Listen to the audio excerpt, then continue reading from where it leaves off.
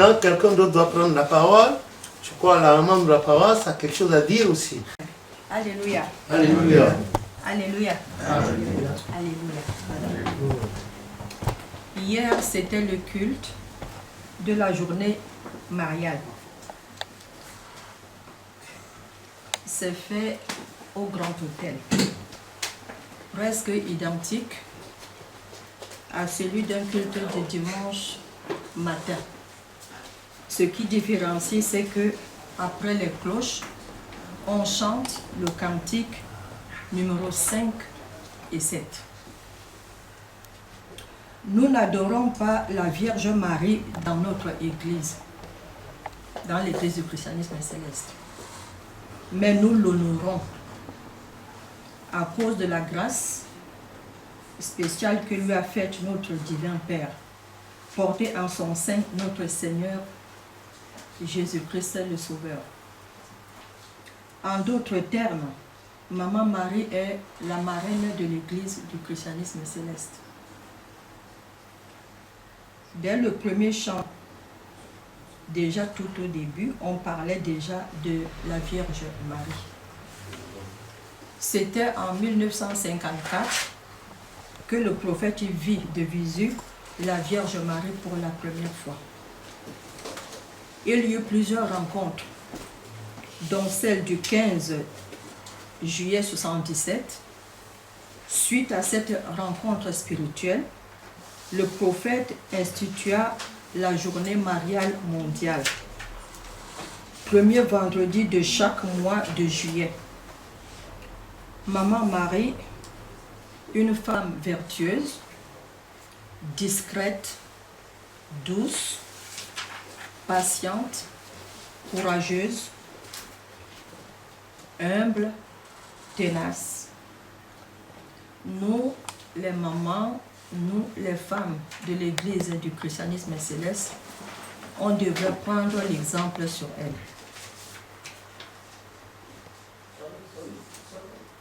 Elle est à l'origine de la maman de la paroisse.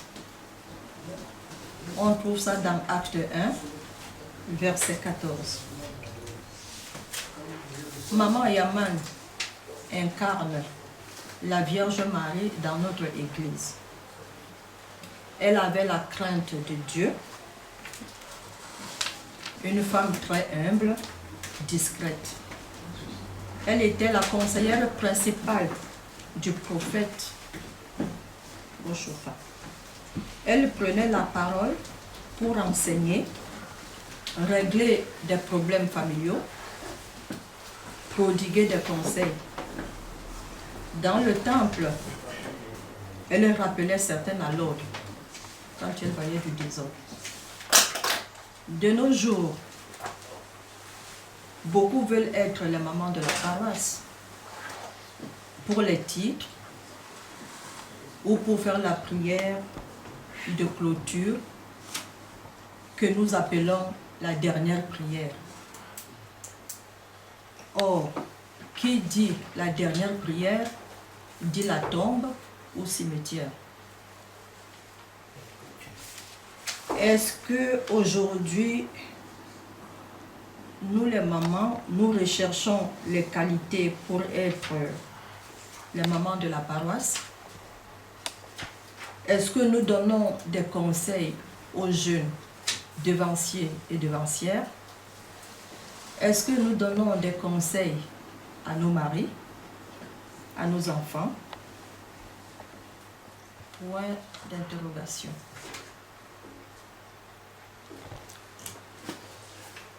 J'ai une question à poser. Dans ton exposé, tu disais le premier chant de l'église du christianisme céleste, on a invoqué le nom de la Vierge Marie. C'est quel chant et c'est quel numéro? Cantique numéro 239. Nous allons entonner cantique numéro 239.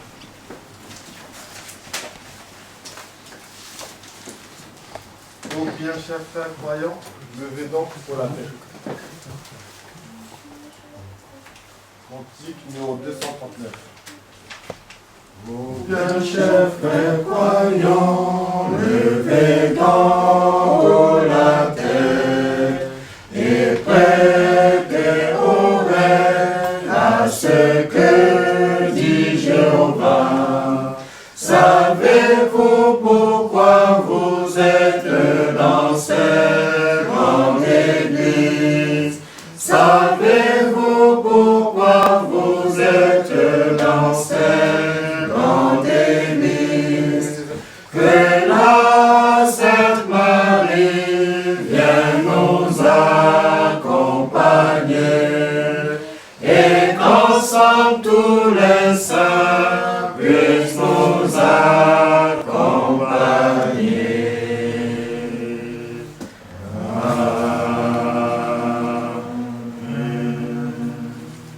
Alléluia. Alléluia. Je rebondis sur la question que maman Lydie, maman de la paroisse de Géliel a posée, à savoir le rôle de nous les femmes dans l'église du christianisme céleste. Cette question, je pense que ça fera le thème de notre exposé, que nous allons expliquer largement, aller rentrer dans le détail, pour que beaucoup d'entre nous, beaucoup de femmes, soient conscientes du rôle qu'elles ont à jouer dans l'Église. Tant au niveau de l'éducation, au niveau des conseils, à tous les points de vue, nous avons à jouer, un grand rôle à jouer. Et maintenant, c'est peut-être aussi par négligence, ou alors par, je dirais peut-être ignorance aussi, de certains aspects de l'Église concernant les femmes, que les devanciers disent « Ah, les femmes ne doivent pas, les femmes ne doivent pas. » Et donc, beaucoup de femmes se contentent d'être seulement, je dirais, des acteurs passifs dans l'Église. Et ça donne beaucoup de problèmes. Parce que dans l'Église, si on peut dire, il y a peut-être plus de femmes que d'hommes, mais si la moitié de la population de l'Église du christianisme céleste reste passive, alors qu'est-ce qui va se passer? C'est aussi un des aspects qui fait que nous avons de gros problèmes dans l'Église du christianisme céleste. Maintenant, à temps opportun, nous allons mettre en évidence ce rôle-là et expliquer vraiment le rôle des femmes dans l'Église. Donc, je pense que maman, nous allons refaire ça une autre fois et je voulais juste attirer votre attention là-dessus. Voilà. Bon, nous passons la parole à notre frère Segui, qui va nous dire quelque chose. Vas-y, que Dieu te bénisse, mon fils. J'ai dit que dans 1 Pierre 3, chapitre 3, on dit que les femmes doivent être soumises à leur mari. Et donc, comment on pourrait interpréter cette soumission-là sans que cela soit vu négativement avec le féminisme et toutes les choses qui sont développées dans la société aujourd'hui. Ensuite, j'ai dit que pour moi, cela veut dire que l'homme a une certaine autorité dans la maison et qu'il est la tête de la maison, mais que malgré cela, cela ne lui donne pas tous les droits et que cette soumission-là ne doit pas être négative, mais uniquement saine et sainte. Sam, la question du frère Sidi, c'est une question... c'est le devancier Sam Diop de la paroisse Rocher d'Israël. Donc la question du frère Sidi, c'est une question qu'on se pose et qui est importante dans le monde dans lequel on vit. Moi, la dernière fois, je regardais une série Netflix qui s'appelle Tchernobyl. Je vais m'expliquer. Dans Tchernobyl, c'est la catastrophe de Tchernobyl. Et dans cette catastrophe-là, en fait, il y avait des hommes qui dirigeaient la centrale. Et en fait, il y avait un homme orgueilleux qui était à la tête de cette centrale qui refusait de reconnaître qu'il avait fait une erreur qui menait à la catastrophe. Et donc, il il minimisait les risques qu'elle allait encourir. Et face à cette ce côté où il a voulu garder la vérité, c'est ce qui a fait que ça s'est propagé et que ça a été aussi grave que ça l'a été. Et les femmes qui étaient à l'extérieur, qui ont senti que quelque chose n'allait pas parce que les oiseaux commençaient à tomber, et elles qui ont observé ça, ce sont elles qui sont sorties dehors et qui ont demandé à leurs enfants de rentrer, qui jouaient dehors, de rentrer, et qui sont partis alerter les autorités parce qu'elles sentaient que quelque chose n'allait pas. Où je veux en venir, c'est que la femme et l'homme, c'est un duo. Comme on dit dans Genèse, on dit l'homme quittera son père et sa mère pour s'unir à sa femme, et en somme, ils ne formeront qu'une seule chair. Le problème qu'on a avec la vision contemporaine de la lecture de la Bible, c'est qu'on voit la soumission comme quelque chose de négatif. Quand on entend soumission, on entend faiblesse. Or, la soumission telle qu'on la comprend dans la Bible, ou en tout cas moi telle que je la comprends dans la Bible, Jésus lui-même était soumis à son Père. C'est ce qu'il disait. Jésus lui-même était soumis à son Père, et d'un point de vue de ses apôtres, il a plus été dans le service que dans la domination. Il a rendu service au peuple, il est rentré sous le dos d'une ânesse. On connaît tous ces exemples-là.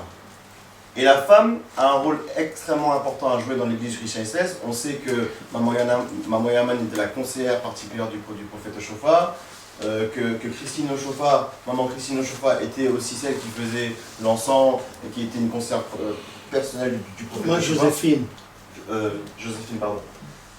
Donc on sait que le rôle de la femme est important dans l'église chrétienne céleste, et dans la Bible également, on sait que si le serpent est parti parler à la femme, c'est aussi parce que la femme a cette proximité avec Dieu. C'est-à-dire que c'est aussi parce que la femme, souvent, on dit c'est à cause de la femme.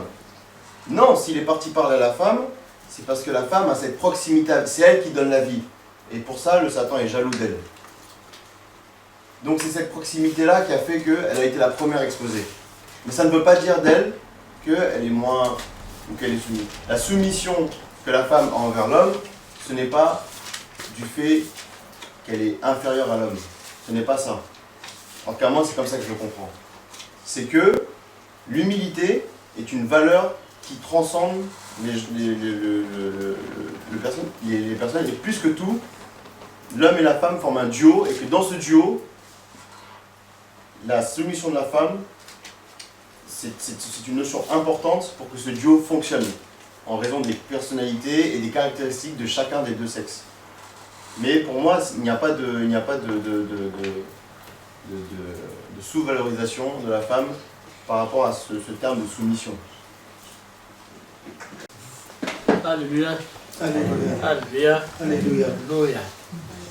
Alléluia. Pour ajouter un tout petit peu sur ce que le dévancier et le frère ont dit concernant la soumission de la femme vis-à-vis de son mari, je vais rester vraiment sur, je ne vais pas parler du rôle de la femme, je vais rester sur le rapport homme-femme. N'oublions pas que nous sommes dans un cadre religieux. Quand je parle de rapport homme-femme, plus particulièrement dans un cadre biblique. Dieu, chers frères et sœurs, tout ce que Dieu fait est bon. Et les mots ont sens. Vous voyez, Dieu a créé l'homme et Dieu a créé la femme. Les deux sont différents. Contrairement à ce que le monde voudrait nous faire croire aujourd'hui. L'homme est différent de la femme, de même que la femme est différente de l'homme. Que ce soit sur le plan physique, sur d'autres aspects.